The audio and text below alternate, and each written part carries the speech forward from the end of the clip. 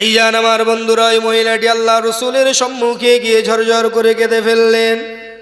ইয়া রাসূলুল্লাহ, ইয়া হাবিব আল্লাহ, হুজুর আমি বড় পাপী, আমি বড় গুনাহগার, আপনার সম্মুখে উপস্থিত হয়েছি। ইয়া রাসূলুল্লাহ, আমি তওবা করতে চাই। আমি কিয়ামতের দিনে কঠিন আগুন থেকে বাঁচতে চাই, জাহান্নামের আযাব থেকে আমি রেহাই পেতে চাই। আল্লাহ রাসূল জিজ্ঞাসা করলেন, ও মা মহিলা, বাবা কি এমন গুনাহ করেছো যার জন্য তুমি এতটা তুমি ব্যতিব্যস্ত হয়ে পড়েছো? ওই মহিলাটি বলেছিলেন, ইয়া রাসূলুল্লাহ, ইয়া হাবিবাল্লাহ, আমি বিবাহের আগে আমি অবৈধ কর্মকাণ্ডে লিপ্ত হয়েছিলাম, যার কারণে আমার গর্ভে সন্তান এসেছে। এই জেনার শাস্তি আমাকে আপনি প্রদান করুন, তা না হলে কাল কিয়ামতের দিনে ময়দানে মাহশরে আমি বড় লজ্জিত হয়ে যাব। আল্লাহ রাসূল বললেন, ও মা মহিলা, তুমি কি এই কথা, এই সংবাদ কি আরো কারো কাছে পৌঁছেছো? ওই মহিলাটি বললেন, ইয়া রাসূলুল্লাহ, ইয়া হাবিবাল্লাহ, আপনার সম্মুখে দাঁড়িয়ে এই কথাটা বলতে আমার বড় লজ্জা বোধ হচ্ছিল, যার কারণে প্রথমে আবু বকরের কাছে গিয়েছিলাম, ওমরের কাছে গিয়েছিলাম, তারা তো কেউ আমার বিচার করলো না। কাল কিয়ামতের দিনে কেমন করে কোন মুখ নিয়ে আল্লাহ পাকের কাছে দাঁড়াবো? আমি তওবা করতে চাই। আল্লাহর রাসূল মাথাটা নিচু করে নিলেন, ও মা মহিলা, এবার তো তোমাকে সাজা পেতে হবে। ভাইজান আমার বন্ধুরা, ও সোনার চাঁদ মানিকেরা, ও জওয়ান যুবকেরা, জেনার একটা নিয়ম হলো, যদি কোনো ব্যক্তি জেনায় লিপ্ত হয়ে যায়, এর সাজার নিয়ম হলো এই জেনার সাক্ষী লাগবে 3 জন। যদি কোনো একজন ব্যক্তি এসে বলে অমুককে আমি জেনা করতে দেখেছি, এই আপনার একজনের সাক্ষী গ্রান্ট হবে না। যদি 2 জন ব্যক্তি বলে হ্যাঁ আমরা ওকে জেনা করতে দেখেছি, তার সাক্ষী গ্রহণযোগ্যতা পাবে না। যদি 3 জন ব্যক্তি বলে হ্যাঁ হ্যাঁ ওই ব্যক্তিকে আমরা দেখেছি জেনায় লিপ্ত হতে, তখনই শরীয়ত মোতাবেক তার উপরে শাস্তি অর্পণ করা হবে। ভাইজান আমার বন্ধুরা, এই মহিলাটির খবর জানলো কজন? নাম্বার 1 আবু বকর সিদ্দিক রাদিয়াল্লাহু তাআলা আনহু, নাম্বার 2 ওমর ফারুক রাদিয়াল্লাহু তাআলা আনহু, সর্বশেষ নবী মুহাম্মদুর রাসূলুল্লাহ সাল্লাল্লাহু আলাইহি ওয়াসাল্লাম। এই মহিলার পাপের কথা জেনে গেলেন। আল্লাহর রাসূল বললেন, না না না, আর তো তোমার কোনো বাঁচার উপায় নেই, অবশ্যই অবশ্যই অবশ্যই করে তোমাকে এর শাস্তি পেতে হবে। ভাইজান আমার বন্ধুরা, ও সোনার চাঁদ মানিকেরা, জওয়ান যুবকেরা, আল্লাহর রাসূল বললেন, এই মুহূর্তে তুমি বাড়ি চলে যাও, কেননা তোমার গর্ভে একটা সন্তান আছে। আজকে যদি তুমি আমাদের কাছে, আমাদের অত্যাচারে, আমাদের ওই মারার কারণে যদি তোমার ইন্তেকাল হয়ে যায়, তোমার গর্ভের সন্তানটা মারা যাবে। ও তো কোনো দোষ করেনি, ওকে পৃথিবীর আলো দেখতে দাও। ওই মহিলাটি বাড়ি চলে গেল, সন্তান ভূমিষ্ঠ হয়ে গেল। আহারে কচি সন্তান কোলে নিয়ে ওই মা আল্লাহর রাসূলের কাছে গিয়ে বললেন, ইয়া রাসূলুল্লাহ, ইয়া হাবিবাল্লাহ, হুজুর এইবারে আমাকে শাস্তি দেন। আল্লাহর রাসূল বললেন, না না, ও মহিলা, তোমার কোলে যে সন্তান আছে ওর হক আছে তোমার কাছে। ও 30 মাস 30 শাহরা, আল্লাহর কোরআন জানিয়ে দিচ্ছেন, একটা বাচ্চা যখন দুনিয়ার জমিনে ভূমিষ্ঠ হয়, সর্বোচ্চ 2.5 বছর 30 মাস সে তার মায়ের বুকের দুগ্ধ পালন করবে, ঠিক কিনা? একটা বাচ্চা 2 থেকে 2.5 বছর, ইমাম আবু হানিফা রহমতুল্লাহ আলাইহির মতে একটা বাচ্চা সর্বোচ্চ 30 মাস 2.5 বছর তার মায়ের বুকের দুধ পান করতে পারে, এটা বাচ্চার হক। ভাই, আজকে আমাদের সমাজে যারা একটু মানে স্ট্যান্ডার্ড, একটু হাইফাই লেভেলের, তারা নিজের সন্তানকে বুকের দুধ পান করায় না। এতে করে 2টো ক্ষতি হচ্ছে। কি? নাম্বার 1, সে তার সন্তানের হক আদায় করছে না। নাম্বার 2, এই যে আল্লাহ পাক প্রদত্ত তার স্তনে যে দুগ্ধ আল্লাহ দান করেছেন, এই দুধটা বাইরে বেরিয়ে না আসতে পারার কারণে ওগুলো বুকে জমে জমে স্তন ক্যান্সারের সৃষ্টি হচ্ছে, ব্রেস্ট ক্যান্সার। আপনারা জানেন যে আমার মা বড় অসুস্থ ছিলেন, আমি মাকে নিয়ে ব্যাঙ্গালোর থেকে শুরু করে কলকাতা সব জায়গায় ঘুরেছি। আল্লাহি আল্লাহর কসম, আমি সবচেয়ে বেশি যেটা দেখেছি, কোনো গল্প কথা নয়, কোনো ইতিহাস ঘেটে বলছি না, কোনো আমি মানে ফোন দেখে বা ওই কি বলে আপনার গুগল সার্চ করে বলছি না, পরিসংখ্যান দেখে বলছি না, আমি নিজে চোখে দেখেছি যে এই ক্যান্সার রোগে ম্যাক্সিমাম আক্রান্ত হলো মহিলারা। এবং জানলে অবাক হবেন যে ম্যাক্সিমাম মহিলার ব্রেস্ট ক্যান্সার, স্তনে ক্যান্সার হয়েছে। এর প্রধান কারণ হলো সন্তানকে দুধ পান না করানো। মুসলমান আমার ভাইজানেরা, সোনার চাঁদ মানিকেরা, ও জয় যুবকেরা, ও আমার আম্মাজান বোনেরা, যে কথা বলছিলাম বাবা, ওই মহিলাটি যখন আল্লাহ রসুলের কাছে গিয়ে বললেন, ইয়া রাসূলুল্লাহ, ইয়া হাবিবাল্লাহ, আমাকে সাজা দিন। আল্লাহ রসুল বললেন, ও মা মহিলা, ওই বাচ্চাটার হক আছে তোমার উপরে, 2.5 বছর তোমার বুকের দুগ্ধ পান করবে। ওই মহিলাটি এবারে গুটি গুটি গুটি গুটি পায়ে আল্লাহ রসুলের দরবার থেকে বিদায় নিলেন। আহারে কতটা ভীত সন্ত্রস্ত দেখুন, কেমন তওবা তিনি করেছিলেন। 2.5 বছর পার হয়ে গেল, আল্লাহ রসুল সাহাবাদের নিয়ে বসে আছেন। এমতো সময় 2.5 বছরের ফুটফুটে একটা বাচ্চাকে নিয়ে একজন মহিলা পর্দার অন্তরালে উপস্থিত হয়ে গিয়েছেন। আসসালাতু আসসালামু আলাইকা ইয়া রাসূলুল্লাহ, আসসালাতু আসসালামু আলাইকা ইয়া হাবিবাল্লাহ, হুজুর আমি আপনার দরবারে উপস্থিত হয়ে গেছি, আপনি আমাকে সাজা দেবেন বলেছিলেন, এইবারে আপনি আমাকে সাজা দেন। আল্লাহর রসুল দেখলেন আর কোনো উপায় নেই, এইবারে ওই মহিলাটিকে তো সাজা দিতেই হবে। ওই মহিলাটিকে লোক সম্মুখে আনা হলো, তাকে চাবুকের বাড়ি মারা হতে লাগলো। এমন সময় দেখা গেল, আহারে ওই ছোট্ট বাচ্চা, ও কিছু বোঝে না, মাকে যখন চাবুক দ্বারা আঘাত করা হচ্ছে, আল্লাহর ওই ছোট্ট বান্দা হাউ হাউ হাউ হাউ করে কাঁদতে লেগেছেন। আল্লাহর রাসূল দিন ও দুনিয়ার বাদশাহ হাবিবুল্লাহ মায়ের নবী ঝর ঝর করে কাঁদতে লেগেছেন। এমন সময় দেখা গেল ওই চাবুকের আঘাতে ওই মহিলার গা থেকে ফিনকি দিয়ে রক্ত এক সাহাবীর গায়ে চলে গেল। ওই সময় রসুলের সাহাবী দূর দূর করে ওই মহিলাটিকে কাছ থেকে সরে গেলেন। আর শুধু তাই নয়, আস্তাগফিরুল্লাহ বলে উঠলেন, আহারে আজকে একজন জেনাকার মহিলার রক্ত আমার গায়ে লেগে গেছে, না জানি আমার পোশাকটা নাপাক হয়ে গেছে। ওই আল্লাহ রসুলের সাহাবী যখন ওই মহিলার থেকে নিজের অবস্থান একটু দূরত্বে নিয়ে যাচ্ছিলেন, আল্লাহ রসুল বললেন, ও বাবা সাহাবা, আজকে এই মহিলাটি দুনিয়ার মানুষের চোখে ঘৃণিত। আজকের এই মহিলাটি এমন পাপ করেছে যার জন্য দুনিয়ার মানুষ তাকে ছিছি করছে। তবে তোমরা তো জানো না, এই মহিলাটি এমন তওবা করেছে, আল্লাহ পাক এর তওবা যদি তাম বিশ্বের মানুষের মধ্যে ভাগ করে দেয়, তাম বিশ্বের গুনাহগারের গুনাহ আল্লাহ এর তওবার ওসিলায় মাফ করে দেবেন। একবার জোরে বলেন সুবহানাল্লাহ, আরো জোরে বলেন সুবহানাল্লাহ। দরুদ শরীফ আল্লাহুম্মা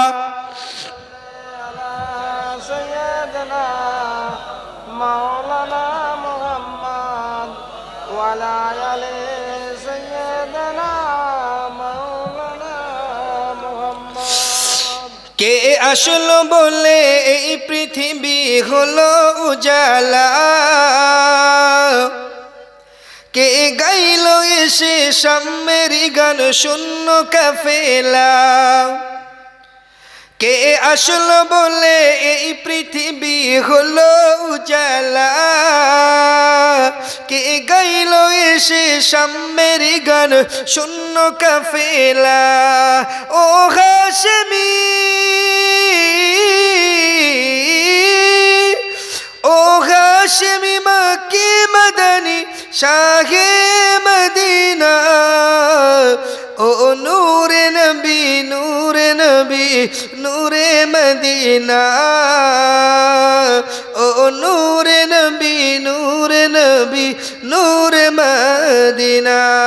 আল্লাহুম্মা সাল্লি আলা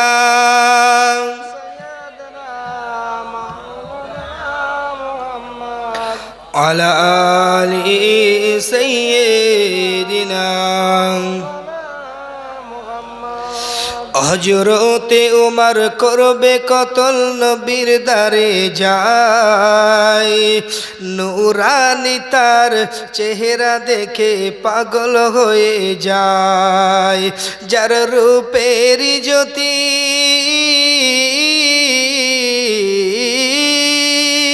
যার রূপের জ্যোতি দেখে উমার হয়ে যাই গো দেওয়ানা। ও নূরে নবী নূরে নবী নূরে মদিনা, ও নূরে নবী নূরে নবী নূরে মদিনা। আল্লাহুম্মা সাল্লি আলা سيدنا مولانا محمد وعلى آل سيدنا مولانا محمد। আমার প্রিয় বাজি ও ভাইজান, তাহলে একদম ওয়াজের কিন্তু আমি ফার্স্ট স্টেপে আছি। আমি কিন্তু আল্লাহ শুকরিয়া আদায় করার পর্যায়ে আছি। একটা বক্তব্যের একদম প্রাথমিক বিষয় হলো সর্বপ্রথম আল্লাহর প্রশংসা এবং নবী পাকের প্রতি দরুদ পড়ে যে কোনো বক্তব্য শুরু করতে হয়। কেন? কিতাবের মধ্যে আছে যে খুতবায় যে বক্তব্যই আল্লাহ রসুলের প্রশংসা নেই সেটাকে বলা হয়েছে কর্তৃত্ব হস্তের নাই। একটা মানুষ আছে তার হাত নেই, এটা যেরূপ সৌন্দর্য, একটা বক্তব্যে আল্লাহ রসুলের প্রশংসা নেই বক্তব্য আছে, এটা যেমন ঠিক তদ্রূপ ভাবে একটা মানুষের হাত নেই যেমন এটার সাথে তুলনা করা হয়েছে। তো সর্বপ্রথম আমি আপনাদেরকে কি বললাম যে আল্লাহ পাকের শুকরিয়া আদায় করার মতো হাজারো কারণ আছে। এক নম্বর আমি বলেছিলাম আল্লাহ পৃথিবীটাকে খুব সুন্দরভাবে সৃষ্টি করে আমাকে আপনাকে এখানে বসবাস করার তৌফিক দিয়েছেন। শুধু তাই নয়, সৃষ্টিকুলের সেরা বানিয়েছেন। আবার আপনি এসে আল্লাহর নাফরমানি করেছেন, আল্লাহ আপনার গুনাহটাকেও মাফ করে দিচ্ছেন। সেই জন্য আল্লাহ পাকের আরও একবার শুকরিয়া আদায় করি। সকলে প্রাণ ভরে বলেন আলহামদুলিল্লাহ। আল্লাহর প্রশংসা হয়ে গেল। এবারে রসুলের প্রতি দরুদ। রসুলের প্রতি দরুদ এর হাজারো উপকারিতা আছে, এর হাজারো উপকারিতা আছে। তার মধ্যে আমি আবারও তিনটে কারণ আপনাদেরকে বলে দিই কেন আপনি রসুলের প্রতি দরুদ পড়বেন। প্রথমত বিনা দলিলে রসুলকে বিশ্বাস করে তার প্রতি ঈমান এনে তারপরে দরুদ পড়তে হবে। এটা আপনার জন্য মুসলিম হিসাবে একান্ত কর্তব্য, এটা হচ্ছে অপরিহার্য। তথাপি যদি ফজিলতের কথা বলেন, এক নম্বর আপনি যখন রসুলের শানে দরুদ পড়বেন, আপনার দরুদটা ফারিস্তারা আপনার নাম সহ, হ্যাঁ আপনার নাম সহ আল্লাহ রসুলের কাছে, আল্লাহ রসুলের কানে পৌঁছে দেন। একবার জোরে বলেন সুবহানাল্লাহ। দুই নম্বর, আপনি একবার সির্ফ একবার রসুলের শানে দরুদ পড়বেন, আল্লাহ আপনাকে 10টি বার সালাম পাঠিয়ে দেন। একবার জোরে বলেন সুবহানাল্লাহ। নাম্বার 3, আপনি সর্বসময়ে রসুলের প্রতি দরুদ পড়ুন। কিতাবের মধ্যে এসেছে যে বিষয় থেকে, ধরুন আপনি খুব পেরেশানির মধ্যে আছেন, আপনি সেই পেরেশানি থেকে বাঁচার জন্য আল্লাহর কাছে দোয়া করছেন না, আপনি কি করছেন? শুধু রসুলের শানে দরুদ পড়েছেন, পড়েই যাচ্ছেন। কেন? বিপদে পড়েছেন, রসুলের শানে দরুদ পড়ে কলিজাটা একটু ঠান্ডা হচ্ছে। কিতাবের মধ্যে এসেছে আপনার বিপদ থেকে রেহাই পাবার জন্য আল্লাহর কাছে দোয়া করতে হবে না, আপনি যে রসুলের শানে দরুদ পড়লেন, আল্লাহ অটোমেটিক্যালি আপনার জীবন থেকে বিপদ দূর করে দেবেন। একবার জোরে বলেন সুবহানাল্লাহ। তো যে রসুলের শানে দরুদ পড়লে এত ফজিলত পাওয়া যায়, দুনিয়াবি ফজিলত পাওয়া যায়, আখিরাতেরও ফজিলত পাওয়া যায়, সে রসুলের শানে প্রাণ ভরে একবার অন্তরস্থল থেকে সুদূর মদিনাতুল মুনওয়ারায় সালাম পাঠান। সকলে বলেন সাল্লাল্লাহু আলাইহি ওয়াসাল্লাম। সম্মানিত হাজিরিন, এবারে যে আয়াত আপনাদের সম্মুখে একদম প্রারম্ভে আমি তেলাওয়াত করেছিলাম, পবিত্র কোরআনুল কারীমের 9 নম্বর পারা 9 নম্বর পৃষ্ঠা, সূরার নাম সূরা আরাফ, 158 নম্বর আয়াত অংশ, 158 নম্বর আয়াতের কিছুটা অংশ আমি আপনাদের সম্মুখে তেলাওয়াত করেছিলাম। যেখানে আল্লাহ পাক বলছেন উল, হে রাসূল আপনি বলে দিন, ইয়া আইয়ুহান নাস, হে মানুষ সকল, ইন্নী রাসূলুল্লাহ, নিশ্চয়ই আমি আল্লাহর রাসূল, ইলাইকুম জামিআ, আমি তোমাদের কাছে এসেছি সকলের নবী হয়ে। অর্থাৎ আমাদের নবী, এমন একজন নবী আমরা পেয়েছি, এমন একজন নবীর সম্মানার্থে আজকে আমরা এখানে বসেছি, যে নবী শুধু আমাদের নবী নয় ভাই। নবী মুসা আলাইহিস সালাতু ওয়াস সালাম এসেছেন, তিনি তার জাতির জন্য। নবী ইউনুস আলাইহিস সালাতু ওয়াস সালাম এসেছেন, উনি ওনার জাতির জন্য। নবী ঈসা আলাইহিস সালাতু ওয়াস সালাম এসেছেন, উনি ওনার জাতির জন্য। নবী সুলাইমান আলাইহিস সালাতু ওয়াস সালাম এসেছেন, উনি ওনার জাতির জন্য।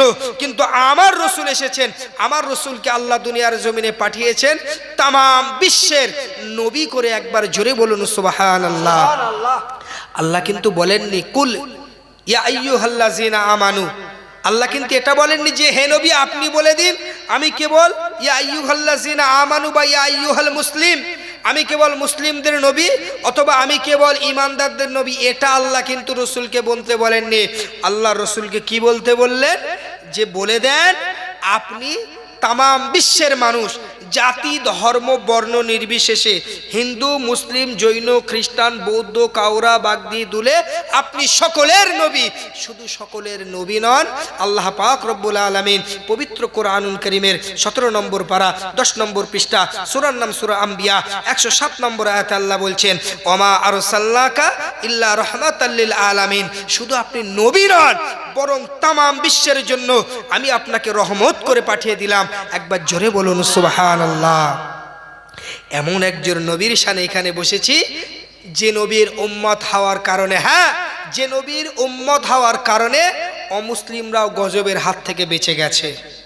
যদি বলেন প্রমাণ কোথায়, অবশ্যই দিতে পারবো, কোরআন থেকেই দেব।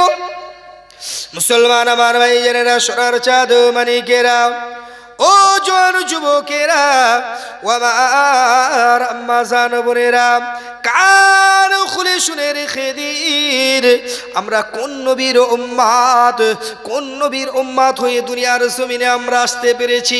আমরা কতটা ভাগ্যবান দেখুন, আমাদের রাসূল উম্মত হওয়ার কারণে আজকে তাম বিশ্বে যত মতপথের মানুষ, যত ধর্মাবলম্বী, যত রিলিজিয়াস মানুষ আছে, প্রত্যেকেই তারা তাদের গুনার জন্য আল্লাহর গজবে তারা আজকে আপতিত হয় না। তার একটাই কারণ, তাদের সকলেরও নবী হলেন আমার নবী। যদি বলেন প্রমাণ কোথায়, চলে আসুন আল্লাহর কোরআনে। আল্লাহর কোরআনে আপনার কিনা 9 নম্বর পারারে আপনার 5 নম্বর পৃষ্ঠা, সূরার নাম সূরা আরাফ 133 নম্বর আয়াতে আল্লাহ জানিয়ে দিচ্ছেন ফারসালনা আলাইহিমুত তুফানা ওয়াল জারাদা ওয়াল কুম্মালা ওয়াদ দাফাদিয়া ওয়াদ দামা আয়াতিন মুফাসসালাত ফাস্তাকবারু ওয়া কানু কওমান মুজরিমিন। কেমন করে আজকে বেঈমান মুশরিক কাফেররা, আজকে অবিশ্বাসীরা আল্লাহর গজব থেকে বেঁচে যাচ্ছে। শুনুন, নবী মুসা আলাইহিস সালাতু ওয়াস সালামের জমানায় আল্লাহ পাকের বিরোধিতা করার জন্য, আল্লাহ পাকের মতপথকে অস্বীকার করার জন্য, আল্লাহকে মান্যতা দেওয়ার না জন্য, আল্লাহ পাকের একত্ববাদকে অস্বীকার করার জন্য তাদের উপরে বারবার গজব নেমে এসেছে। তাই আল্লাহ কোরআনে জানিয়ে দিচ্ছেন ফারসাল্লাহ আলাইহিমুত তুফানা, যখন নবী মুসা আলাইহিস সালাতু ওয়াস সালামের জাতি নবী মুসার অবাধ্যচারণ করলো, আল্লাহ পাককে অস্বীকার করলো, আল্লাহ বলছেন আমি তাদের উপরে পাঠিয়ে দিলাম তুফান। কি তুফান পাঠিয়ে দিয়েছে, এমন তুফান দিয়েছেন তাদের আপনার কিনা বাঁচাটাই দায় হয়ে পড়েছে। এবারে সকলে এসে নবী মুসা আলাইহিস সালাতু ওয়াস সালামের কাছে কাকুতি মিনতি করতে লাগলো, ও আল্লাহর নবী মুসা, আল্লাহর কাছে একটু দোয়া করুন যেন আল্লাহ পাক রব্বুল আলামিন এই বিপদ থেকে আমাদেরকে উদ্ধার করেন। আল্লাহর নবী মুসা আলাইহিস সালাতু ওয়াস সালাম আল্লাহর কাছে দুহাত তুলে দোয়া চাইলেন, ও রব্বুল আলামিন, আল্লাহ আজকে আমার জাতি তারা কথা দিয়েছে, আপনি যদি তুফানটাকে বন্ধ করে দেন তারা আপনার প্রতি ঈমান আনবে। আল্লাহ পাক রব্বুল আলামিন তুফান থামিয়ে দিলেন, কিন্তু না না না না, তারা ছিল কুকুরের লেজ, আর কুকুরের লেজ কি কখনো সোজা হয়? তারা যখন আবার কিনা স্বাভাবিক জীবনযাত্রায় ফিরলো, আবার তারা আল্লাহ পাকের নাফরমানি শুরু করলো। ওই সময় আল্লাহ পাক রব্বুল আলামিন তাদের উপরে পাঠিয়ে দিলেন ওয়াল জারাদা, আপনার কিনা ওই পঙ্গপাল ফড়িং টাইপের, যেটা আবার আপনার ফসল খেয়ে একেবারে শেষ করে দেয়। ওই পঙ্গপাল পাঠিয়ে দিলেন। এইবারে পঙ্গপাল তাদের সমস্ত ফসল খেয়ে শেষ করতে লাগলো। তাদের বাঁচাটা আবার দায় হয়ে দাঁড়ালো। তারা আবার একসাথে সকলে সমবেতভাবে হযরতে মূসা আলাইহিস সালাতু ওয়াস সালামের কাছে উপস্থিত হয়ে বলল, ও আল্লাহর নবী মূসা, আল্লাহর কাছে দোয়া করুন, ভুল হয়ে গেছে, আর আল্লাহর অবাধ্য হব না। এবারে আপনি যেভাবে বলবেন সেভাবে চলবো। আল্লাহ পাক যে নির্দেশ আমাদের দেবেন প্রতিটা অক্ষরে অক্ষরে পালন করব। এবারে আল্লাহ পাক রব্বুল আলামিন পঙ্গপালকে দূরীভূত করে দিলেন। কিন্তু না না না না, আরো কিছুদিন যাবার পরে এরা আবার আল্লাহর নাফরমানি শুরু করে দিয়েছে। এরা হলো ইহুদি জাতি। ইহুদি জাতি এমন জাতি, আপনারা দেখছেন না, পেপারে দেখছেন না, আপনারা ফোনে খুলে দেখুন আজকে গাজা ইসরায়েল কিভাবে, মানে গাজার একদম নিষ্পাপ শিশুদেরকে কিভাবে হত্যা করেছে অবলীলায়। অথচ একটা সময় ন্যাংটো হয়ে এরা জার্মান থেকে বিতাড়িত হয়ে ফিলিস্তিনে আশ্রয় নিয়েছিল। আর মুসলমানরা ছিল উদার মানসিকতার, কেননা এটা আমার রসুলের শিক্ষা, ঠিক কিনা? এটা আমার রসুলের শিক্ষা। আল্লাহ রসুল বলছেন, যদি তোমার কাছে কেউ সাহায্য প্রাপ্ত হয়ে তোমার কাছে আসে, অবশ্যই করে তোমরা তাকে সাহায্য করো। তাই আল্লাহ রসুল হাদিস পাকের মধ্যে পরিষ্কারভাবে জানিয়ে দিলেন, মান কতালা মুআহিদান ফি গায়রি কুনহিহি হারামাল্লাহু আলাইহিল জান্নাহ। যদি কোনো মুসলিম ব্যক্তির এখতিয়ারে, যদি কোনো মুসলিম ব্যক্তির কাছে কোনো অমুসলিম যুদ্ধাপরাধী তারা যদি মুসলিম ব্যক্তির এখতিয়ারে থাকে, অধীনে থাকে, আর তারা যদি সেই পাপী ব্যক্তিটাকেও হত্যা করে, আল্লাহর রসুল বলছেন হারামাল্লাহ, তার জন্য হারাম হয়ে যাবে, হারামাল্লাহু আলাইহিল জান্নাত, তাদের উপর হারাম হয়ে যাবে আল্লাহর জান্নাত। এটা রসুল বলছেন। এটা হলো অমুসলিমদের প্রতি আমার রসুলের ব্যবহার, এটা রসুলের শিক্ষা। আল্লাহর রসুল বলছেন যে যদি কখনো কোনো মুসলিম রাষ্ট্রে কোনো অমুসলিম যদি অত্যাচারে আপনার কিনা নিপীড়িত হয়, আমি রসুল কথা দিলাম ওই অমুসলিমের পক্ষ নিয়ে কাল কিয়ামতের দিনে আমি ওই মুসলিম ব্যক্তিকে আমি আল্লাহ পাকের কাঠগড়ায় দাঁড় করাবো। এটাই তো হলো ইসলামের সৌন্দর্য, এটাই হলো ইসলামের বিউটিনেস, এটাই হলো ইসলামের সৌন্দর্য। সম্মানিত হাজিরিন, তো যে কথা বলছিলাম যে আজকে এমন একজন নবীর উম্মাত আমরা হয়েছি, যে নবীর উম্মাত হতে পেরে আমরা বড় ভাগ্যবান। যে মুসা আলাইহিস সালাতু ওয়াস সালামের জাতি, তার উম্মাত কিন্তু বারবার তাকে নাফরমানি করেছে, তার অবাধ্যচারণ করেছে, যার জন্য বারবার তাদের উপর ইনস্ট্যান্ট গজব দেওয়া হয়েছে। ভাই, আজকে আমরাও তো আল্লাহর নাফরমানি করি, কই আমাদের উপর তো আল্লাহর গজব আসে না? তার কারণ হলো একটাই, যে আমরা সকলেই আখিরি জামানার নবীর উম্মাত। একবার জোরে বলুন সুবহানাল্লাহ। যার কারণে এখনো আমার আপনার উপরে আল্লাহর গজব এসে পৌঁছায়নি, যার কারণে আজকে আল্লাহ রসুলের বিরুদ্ধচারণ হওয়ার পরেও আল্লাহ পাক গজব দেননি। কেননা এখন বর্তমানে যারা আছে সকলেই হলেন আখিরি জামানার নবীর উম্মাত। কেউ রসুলকে চিনতে পেরেছেন, কেউ চিনতে পারেননি। যারা চিনতে পেরেছেন ইসলামের সুশীতল ছায়াতলে এসেছেন, যারা চিনতে পারেননি তারা পথভ্রষ্ট হয়ে গেছেন। তবে রসুলের উম্মাত হওয়ার কারণে গুনাহ করার পরেও ইনস্ট্যান্ট আল্লাহ তাদের আযাব দেননি। ভাই, তাহলে নবী মুসা আলাইহিস সালাতু ওয়াস সালামের জাতি যতবার অবদ্ধ হয়েছে তাদের উপর বারবার আল্লাহ গজব দিয়েছেন। এক নম্বরে কি? তাদের উপরে পাঠিয়ে দিয়েছেন তুফান। দুই নম্বরে তাদের উপরে কি দিয়েছেন? দুই নম্বর তাদের উপর দিয়েছে পঙ্গপাল।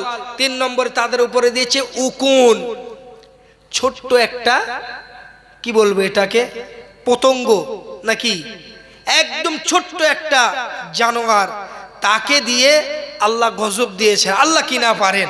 আল্লাহ সব কিছুই পারেন। কেননা ওই আব্রাহার বিশাল হস্তি বাহিনীকে আপনারা জানেন যে সামান্য আবাবিল পাখি মুখে কাঁকড় নিয়ে এসে তাদের মাথার উপরে ফেলেছে, আর ওই পাথরগুলো তাদের মাথা থেকে একেবারে ভেদ করে আল্লাহ পাকের জমিনে চলে গেছে, তারা ছটফট করতে করতে মারা গেছে। আল্লাহ পাকের সৈন্য কারা? ছোট্ট আবাবিল পাখি। আল্লাহ এবার উকুন পাঠিয়ে দিলেন, সে উকুনের জ্বালায় তারা অস্থির হয়ে গেল। আবার নবী মুসা আলাইহিস সালাতু ওয়াস সালামের কাছে দরবার করলো, নবী মুসা আবার দোয়া করলেন, আবার আল্লাহ তাদেরকে গজব থেকে বাঁচালেন, আবার নাফরমানি শুরু করে দিল। এটা হলো ইহুদি জাতি। হিটলার, জার্মানির হিটলার 60 লক্ষ ইহুদিকে হত্যা করেছিল। এবারে মানবতাবাদী মানুষেরা বলল, না এটা করা যাবে না, আপনি এত মানুষকে হত্যা করছেন, এটা করা যাবে না, এটা বন্ধ করুন। হিটলার বলল, ঠিক আছে, তোমরা তো বলছো এই জাতিকে আমি কেন হত্যা করছি জানো? তোমরা তো জানো না এই জাতি কি জাতি। আমি কিছু মানুষকে ছেড়ে যাচ্ছি, পরে বুঝবে এরা কিরকম রক্তবীজের ঝাড়। আজকে দেখুন সেই হিটলারের ছেড়ে যাওয়া ইহুদি, যারা এক সময় বিনা কাপড়ে উলঙ্গ অবস্থায় ন্যাংটা অবস্থায় ফিলিস্তিনে গিয়েছিল, আর ফিলিস্তিনের মানুষ তাদের আশ্রয় দিয়েছিলেন, আজকে তারা কি করছে? তারা ফিলিস্তিনকে দখল করে নিচ্ছে। তারা কি বলছে? যে আজকে জেরুজালেম, এই যে ফিলিস্তিন মসজিদ আকসা, এটা আমাদের, এটা আমাদের। ওখানে তারা গির্জা স্থাপন করবে। ভাই একটা কথা সবসময় মাথায় রাখবেন, কোন মুসলমান কখনো কেড়ে নেওয়া ভূমিতে, জোর করে নেওয়া জমিতে কখনো কোনো মুসলমান নামাজ পড়ে না। আজকে রাম মন্দির বাবরি মসজিদ নিয়ে বিতর্ক, আমি বিতর্কের মধ্যে যাচ্ছি না। ওখানে রাম মন্দির ছিল না বাবরি মসজিদ ছিল, আমি সেটার মধ্যে যাচ্ছি না। তবে আমি আপনাদেরকে প্রশ্ন করতে চাই যে আজকে আমার হাজী সাহেব ভাই বসে আছেন, আমি এনার একটা জমি, এনার উঠোনটা দখল করে, এনার বাড়িটা দখল করে বলবো, এই আমি আজকে নেতা, হাজী সাহেব তুমি হটো, আজকে তোমার বাড়ি এখানে মসজিদ করে দাও, আমি নেতা, এখানে নামাজ হবে, আপনারা নামাজ পড়বেন? জি। আরে রাম মন্দির ভেঙে বাবরি মসজিদ হওয়া তো দূরের কথা, এটা যদি আমাদের দেওয়া হয় আমরা তাও তো নেব না। কেন? আমাদের জন্য মসজিদ হওয়ার শর্ত হলো যে ওয়াকফকৃত সম্পদ আমাদের লাগবে। সম্মানিত হাজিরিন, তো যে কথা বলছিলাম, তারা আজকে যে হিটলার কিছু মানুষকে ছেড়ে দিয়েছিল ইহুদিকে, তারা যে কি জিনিস তারা কিন্তু আজকে বুঝিয়ে দিচ্ছে। হাড়ে হাড়ে টেন পাচ্ছে ফিলিস্তিনের মানুষ, নির্বিচারে ছোট ছোট বাচ্চা থেকে শুরু করে বয়স্ক, কত প্রত্যেক দিন আপনি খবরের কাগজ খুলুন, কত বাচ্চা মা হারা হচ্ছে, কত বাপ মা তাদের কোল খালি হচ্ছে, সন্তান দুনিয়ার জমিন থেকে বিদায় নিচ্ছে। এই ইহুদিরা, এরা হলো অবাধ্য জাতি। আল্লাহ তাদের উপরে উকুন পাঠিয়ে দিলেন, গজব দিলেন। আল্লাহর নবী মুসা দোয়া করলেন, আবার তাদেরকে রেহাই দেওয়া হলো। আবার তারা আপনার কিনা আল্লাহ পাকের নাফরমানি শুরু করলো। আল্লাহর কোরআন বলছে দফা দিয়া, তাদের উপরে আল্লাহ পাক ব্যাং এবার পাঠিয়ে দিলেন, ব্যাং, আসমান থেকে ব্যাং বর্ষণ হতে লাগলো, হাজারে হাজারে ব্যাং, সব জায়গায় ব্যাং। আবার তারা বিপদে পড়ে গেল, এত ব্যাং হলে তো মুশকিল। তখন নবী মুসার কাছে আবার গেল, নবী মুসা আলাইহিস সালাতু ওয়াস সালাম আবার দোয়া করলেন, আবার আল্লাহ তাদের রেহাই দিল। কেমন জাতি দেখুন, আবার আল্লাহ নাফরমানি শুরু করলো, অদ্দামা, এবার আসমান থেকে রক্ত বৃষ্টি হতে লাগলো। আবার তারা নাফরমানি শুরু করলো। আল্লাহ বলছেন আয়াতি মুফাসসালাত ফাস্তাকবারু ওয়া কানু কওমান মুজরিমিন, এরা হলো অহংকারী জাতি, এরা পাপাচারী জাতি, এরা কোনোদিন শুধরাবে না। তো আমার বলার উদ্দেশ্য, তারা গুনাহ করেছে, আল্লাহ পাক রব্বুল আলামিন তাদের উপরে ইনস্ট্যান্ট পাপ দিয়েছেন, ইনস্ট্যান্ট গজব দিয়েছেন। একটু দরুদ শরীফ পড়েন, আল্লাহুম্মা সাল্লি আলা সাইয়্যিদিনা মাওলানা মুহাম্মদ ওয়া আলা আলি সাইয়্যিদিনা মাওলানা মুহাম্মদ। একটু তাকবীর দেন। হুজুর এসে গেছেন, নারায়ে তাকবীর, নারায়ে তাকবীর, নারায়ে তাকবীর। আওলাদ মুজাদ্দিদুজ জামান, আওলাদ মুজাদ্দিদুজ জামান বলেন জিন্দাবাদ। সিলসিলায়ে হক মুজাদ্দিদুজ জামান পীর ভাই জুবায়ের সিদ্দিক আল কুরাইশি ভাইজান বলেন জিন্দাবাদ। পীর ভাই জুবায়ের সিদ্দিক আল কুরাইশি বলেন জিন্দাবাদ। নারায়ে তাকবীর, নারায়ে তাকবীর, নারায়ে তাকবীর। দরুদ শরীফ আল্লাহুম্মা সাইয়্যিদিনা মাওলানা মুহাম্মদ وعلى آل سيدنا محمد हमने आँखों से देखा नहीं है मगर हमने आँखों से देखा नहीं है मगर उनके तस्वीर से